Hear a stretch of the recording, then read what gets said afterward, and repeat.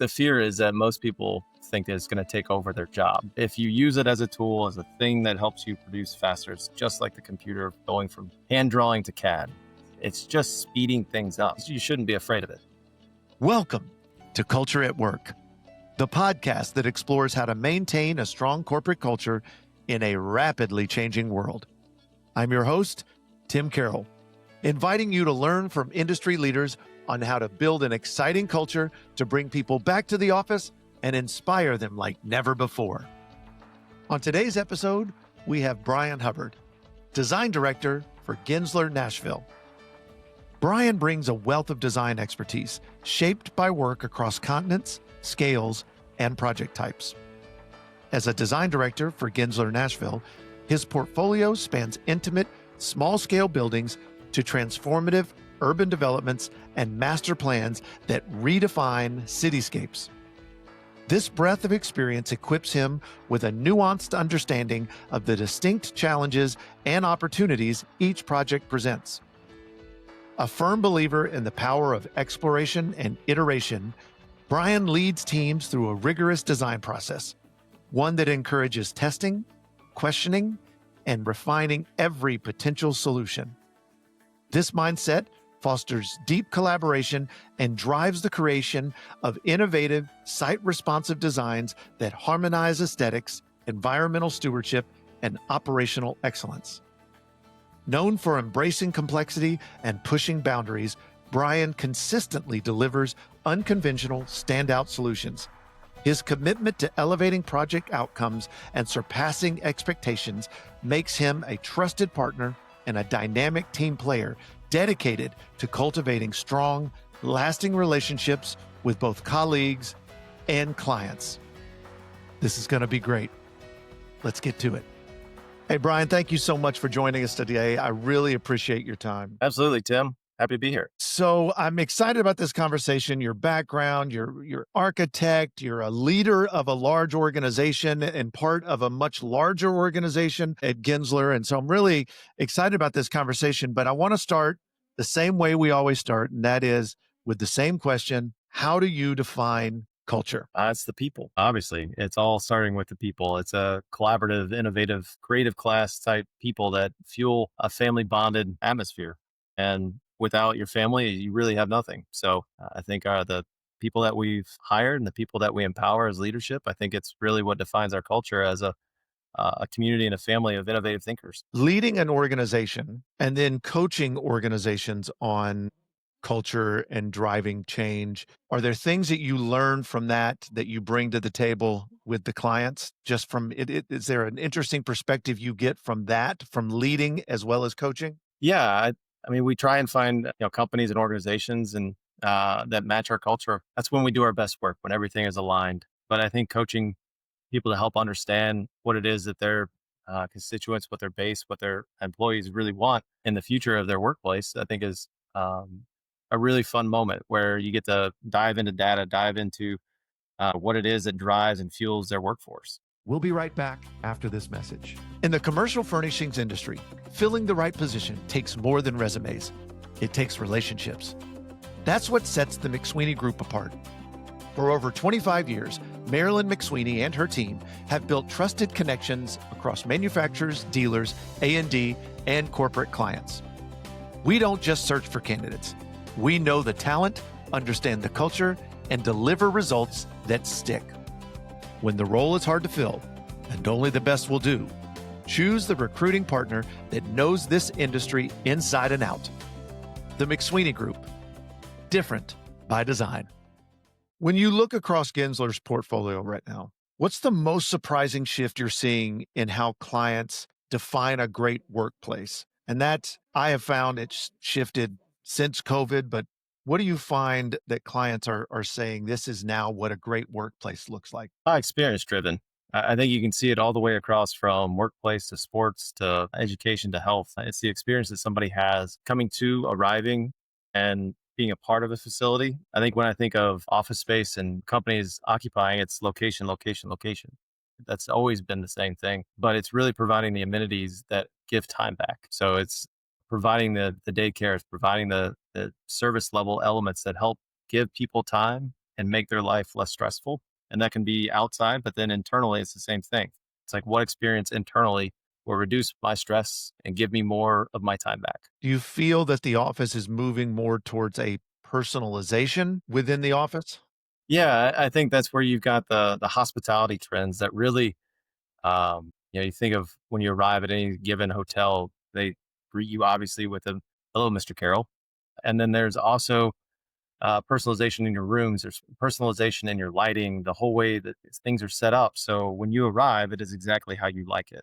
So if you think about that in the workplace, it's the lighting, it's the temperatures, it's just the overall kind of feel of the space that you want to occupy is personalized to you. So you mentioned hospitality, and of course, that's yeah, absolutely crashing the workplace party right now. So and some call it homing from work, and they call it a bunch of different things, but there are some principles from residential and hospitality that are getting infused into the workplace. And so, what are some of those principles that you feel are moving the needle outside of personalization? But what are some of the moves that are happening that really help that employee experience? Well, one that's a physical thing is the lighting within a space. The things that draw you through. If you think of office spaces that are evenly lit all the way across, like there's no intrigue or interest drawing you through a space. It's the layers of a space as well as choice. There's always different rooms of where you want to exist. So if you want to go and exist at the bar, meet a lot of people, or you want a small room where you want to get work done, there's choice within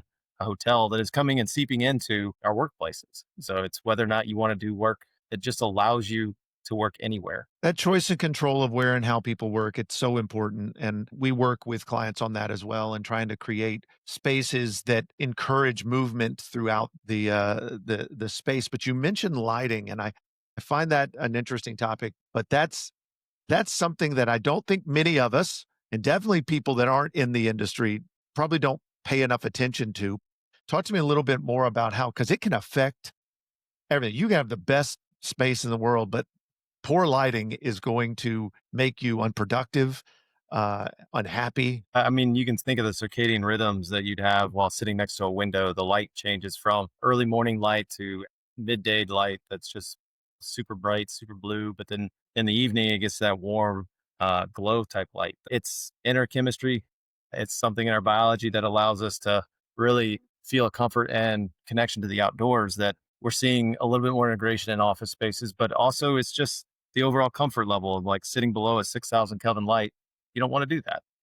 That's it's a very blue light and it's not comfortable. It's appropriate for certain situations, but often not appropriate for office spaces. But even just the ambient lighting that creates interest and intrigue of drawing you through a space, whether it's at the baseboard or in the cove lighting, just something softer, something a little more human. It just feels like a more relaxing environment. So we all use data to drive decisions. I mean, as business leaders, we're all data, data, data, in God we trust, all others must have data. But how do you balance that from this kind of right brain, left brain idea of design and then data?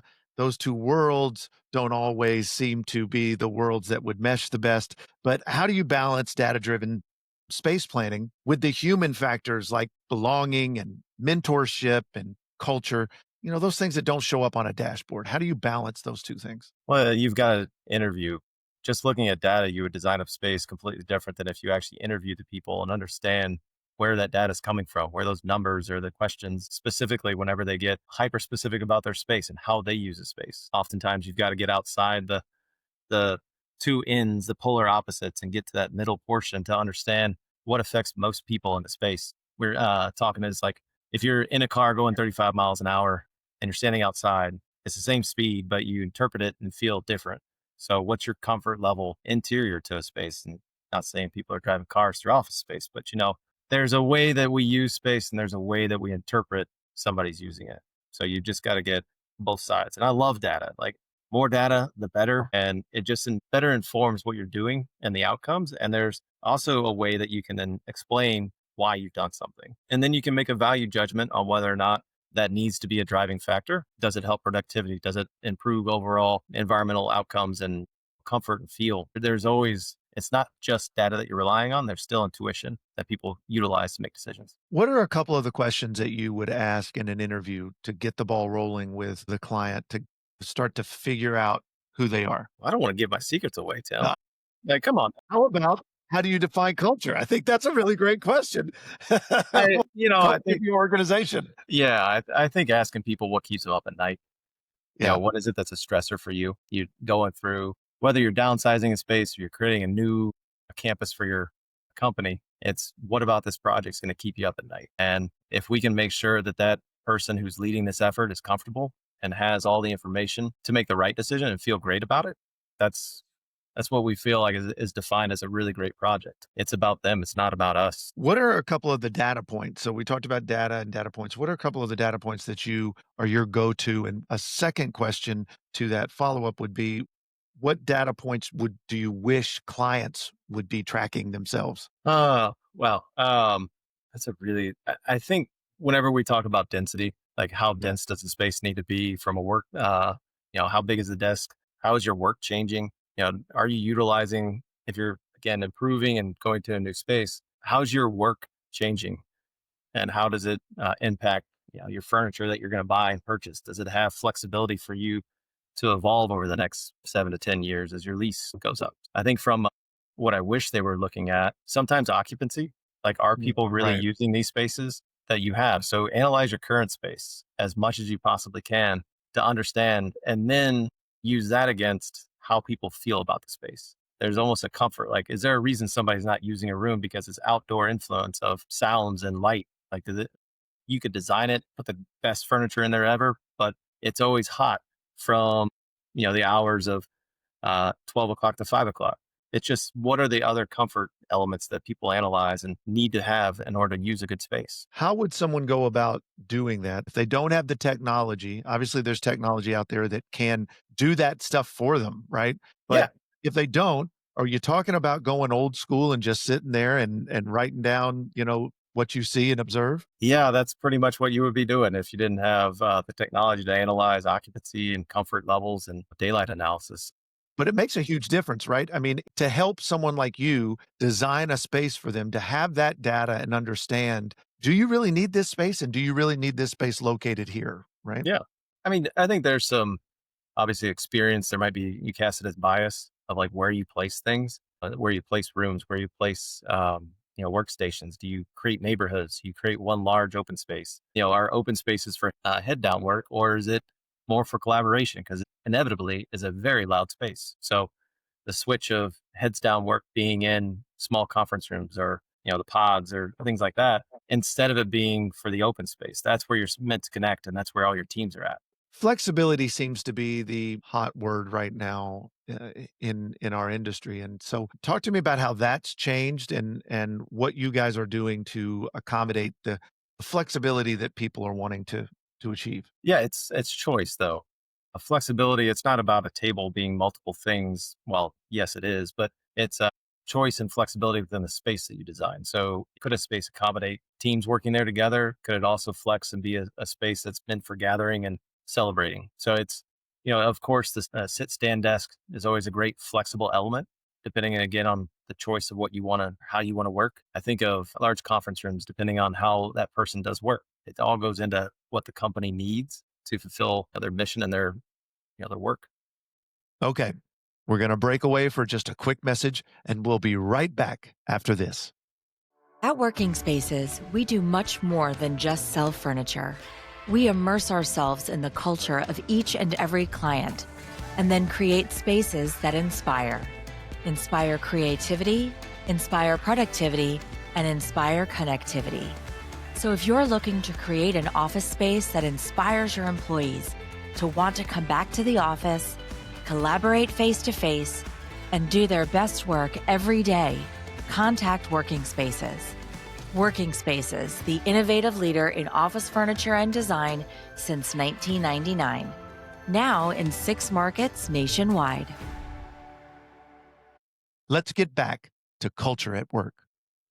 So you talked a little bit about personalization of a space and how you can go from space to space and have that space change for you. That's driven behind the scenes, I would imagine, by AI. So let's go ahead and talk about it. It's one of those things that is changing the design world a great deal. Scary for some, and the changes that it's making. Don't believe it should be. I'm anxious to hear your thoughts on it, but AI is touching everything from programming to change management. So Yeah. where is AI already improving your design process and outcomes? We've fully embraced it from the storytelling aspect to the iteration. It's something that we have fully embraced as a firm, creating our own specific G diffusion and other elements that help us keep our IP, make sure that it's something that we have created with ourselves, not with other outside worlds intellectual property. But it's something that I think helps us iterate quicker, ideate quicker. And it's one of those things that also helps remove any kind of writer's block. If you're thinking about something and you want to get to the next thing and you're stuck.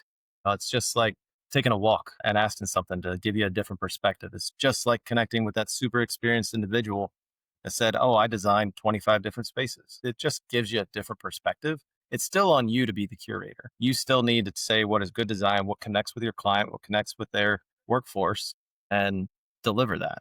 So it's still it's a fantastic tool. You shouldn't be afraid of it. I think you just need to embrace it. I like the idea of writer's block. It definitely does that. It will get you going if you are stuck. It's now more like a writer's speed bump. But the fear of AI is as it relates to design, yes, I think it can help speed some things up, maybe help some accuracy, help with the writer's block from a design perspective. But without the human interaction, it is just a thing that does what you ask it to do, right? Right. It's with any data. Good data in is good data out, or bad data in is bad data out. It's still a tool that can't just, I mean, sure, you can write really great prompts. And I think my 9-year-old could easily say, design me the next office of the future. And it's like, well, okay, what does that look like? Like, are they on tablets and everything's like Minority Report? Yes. Okay. But again, sure. Right. Yeah. The ultimate flexibility, just a large LED tech wall that lets me do anything I Yes. want. But I think the fear is that most people think that it's going to take over their job. If you use it as a tool, as a thing that helps you produce faster, it's just like the computer going from hand drawing to CAD.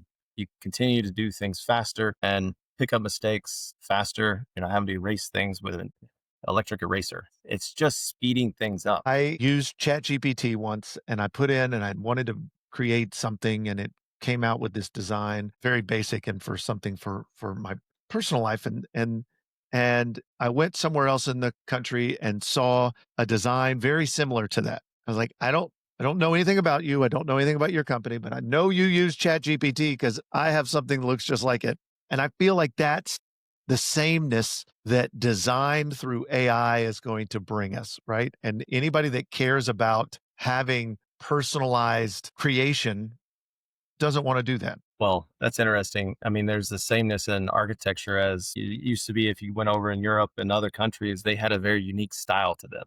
But the Western influence in architecture has created glass boxes everywhere over the world. So I would say it's less AI's fault than the Western world influencing design all the way around. You can see it in cars. Like every car is black and white, really. It's like color has gone away from people and from design because everything's just these muted colors. So when is color coming back to really influence? And really, when do you think about what connects with the local culture? I think that's the part that's kind of missing in that Right. situation is that everybody kind of wants this, not everybody, but like they wanted a really plain aesthetic, a really modern and minimalistic element. And that sometimes is devoid of culture and it removes that locality of where you're designing for. But I think that's what it's your job. Our job is to bring that back. So let's bring it back to culture. And let's talk about if a CEO gave you 10% of their project budget and they wanted you to invest purely in culture outcomes for that for their company, where would you put it and why? Well, I think we already do some of that. We do it a lot with the people and leadership. I know you probably meant going to a project type, but for a second, it's about people. People first. It's an arts book, arts principles. You can learn all about Gensler's culture. It just is dependent on the people to execute it and investing in leadership and making sure people are able to grow where they want to. You can define kind of your own way here at Gensler. It's an entrepreneurial mindset that you can find a way and a path that you want to go on, and we'll support you on that. And it's everything that we do from a G Emerge and GMBA, helping people because we are in the business of design. At the end of the day, we still are a business. So we've got to understand how that leadership, the business mindset, connecting with the right clients and creating a culture that we're all owners, right? It's a way that you have ownership over your own destiny. We're here just to help you find what it is that you want to do. But if you talk about like project specific type elements, I know you want me to say furniture. Furniture's great. Of course, side of it. I mean, the furniture is, of course, the number one thing, but let's Exactly. take that aside. Yeah. I think it would be time. And I know that's not a physical element, but on a project, you always want more time to think and iterate and design and detail and think about how things could influence the way you feel, the way you move through a space. It really just, the more time that you get, the more you can affect little nuances throughout things. Like it's whether it's, thinking about a lighting code detail, not just trying to apply it all the way around the building or around the space. It's like, what is really intimate about each individual, work location that you might interact with. So it's more getting back to that personalization. That time allows you that personalization and create a really fantastic space to exist in. Do you find that people and by people, I mean maybe clients, but do you find that people undervalue the importance in your world of that thinking and iterating and that time that you need in order to really come up with something dynamic? It depends. It really depends on the company and the culture. Is that company that you're working for innovative and understand that it takes time to come up with a fantastic building design / interior? Then no, they fully respect it. If it's something of a commodity space, then maybe sure they expect a little bit more, uh, bland flavor across the way. The whole everything kind of feels the same. To your point earlier, it just depends on the company, depends on the person that you're talking to. And going back, we want to find the right clients, the right partners along the way that value that creation and that time. You mentioned something a minute ago about the business of design. And I'm curious from your perspective, if you find newer designers that that's a challenge for them to understand that there is a business to this. We design, but there's a business and we've got to think about it as a business. Otherwise, the business won't be around for long. And how do you get them from a culture standpoint? How do you get them more towards that ownership mentality mindset? I mean, there are certain people that want to worry about that. There are others that you don't want to saddle them with the worry of the business side. Let them create. They're their best when they don't have to worry about that. And that's why you've got so many different points of leadership along the way.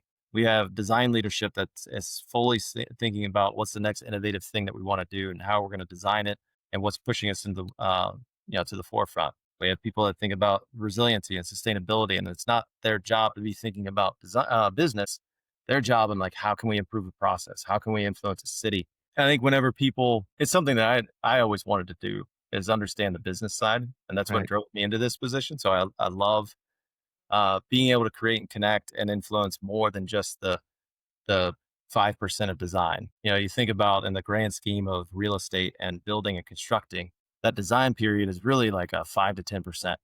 There's so many forces on the front end and the back end that really you can be a part of. And that's something I've enjoyed learning more about how to influence those along the way. Brian, thank you so much. I really appreciate your time. Excited for everybody to hear this and really the exciting things that you guys are doing with AI and how you're embracing it. I think that's a testament to what we all should be doing. So thank you so much. I really appreciate your time today. Absolutely, Tim. Enjoyed it.